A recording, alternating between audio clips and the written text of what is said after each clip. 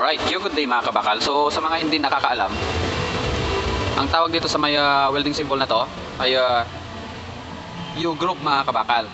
Okay? Obvious naman siya mga kabakal, no? Hindi naman natin masabi yan na big group kasi pa-U. Okay? So ito nga pala yung back grind natin mga kabakal. Ang ating welding symbol nakatutok sa ating U-group. Ulit, arrow line, reference line, tail. Kapag mayroong some additional information, dito yan sa tail ilalagay. Okay, kung saan nakapoint yung arrow, D-side yan mga kabakal.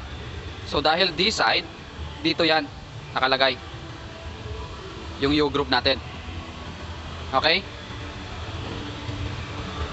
Ang isang welding symbol ay nakalagay sa baba ng reference line, D-side ang tawag. Kapag ang isang welding symbol ay nakalagay sa taas ng reference line, other side ang tawag.